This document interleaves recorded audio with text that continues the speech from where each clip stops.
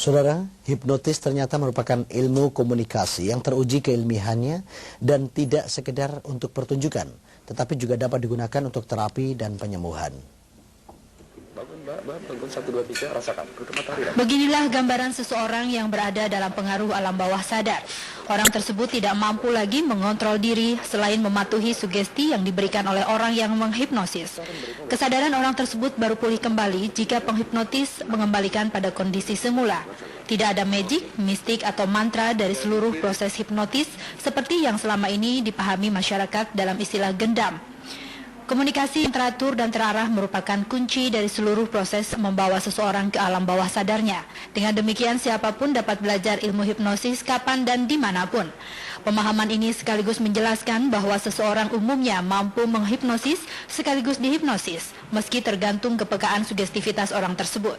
Kesulitannya adalah komunikasi, dan yang kedua kepercayaan diri. Jadi tanpa komunikasi yang baik, orang nggak bisa melakukan hipnotis.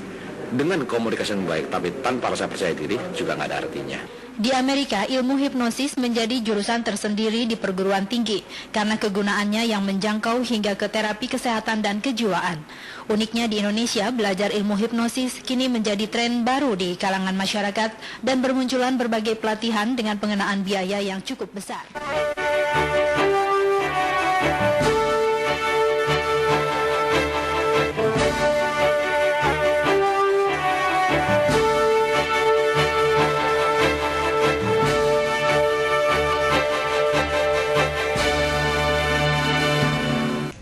Saudara, hipnotis atau keadaan seseorang yang tidak sadar karena pengaruh dan sugesti orang lain kini sering digunakan untuk sarana penyembuhan berbagai penyakit, terutama dalam menangani gangguan kejiwaan seseorang. Sebagian masyarakat memandang hipnosis dihubungkan dengan suatu praktek misterius, sihir atau kegiatan yang ada kaitannya dengan setan. Tetapi sebenarnya hipnotis tidak ada kaitannya sama sekali dengan pandangan tersebut di atas. Hipnosis merupakan suatu kondisi di mana seorang tidak sadarkan diri untuk beberapa waktu karena menerima sugesti atau pengaruh orang lain. Dalam banyak kasus yang terjadi, ada sebagian masyarakat yang dirugikan dengan praktek hipnotis untuk berbuat kejahatan yang populer dengan sebutan gendam. Tetapi saat ini hipnosis banyak dikembangkan sebagai sarana untuk menggali berbagai informasi dari pelaku kejahatan dan sebagai sarana untuk membantu menangani berbagai penyakit, terutama dalam kasus gangguan jiwa atau yang lebih dikenal dengan istilah hipnoterapi. Menurut pakar hipnotis Yan Nurindra, menghipnotis pasien gangguan jiwa lebih sulit bila dibandingkan dengan orang yang normal karena orang yang sakit jiwa memiliki beban pikiran yang lebih banyak sehingga alam bawah sadarnya sulit untuk difokuskan. Oleh karena itu, perlu dicoba berkali-kali agar pasien dapat memfokuskan pikirannya sehingga hipnoterapis dapat dengan mudah memberikan pengaruh dan sugesti. Hipnoterapi ya, itu kan hipnosis untuk terapi.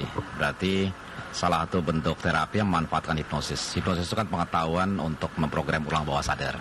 Sehingga banyak sekali hal-hal yang terkait dengan konflik bawah sadar bisa kita selesaikan dengan hipnoterapi.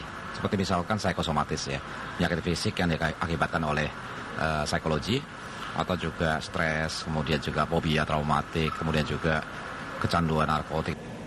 Menurut Yan Nurindra, hipnosis kini banyak juga dimanfaatkan dalam ilmu kedokteran, terutama kedokteran gigi, yakni untuk menghilangkan rasa sakit tanpa bius dan trauma pencabutan gigi bagi anak-anak. Mas Surat melaporkan.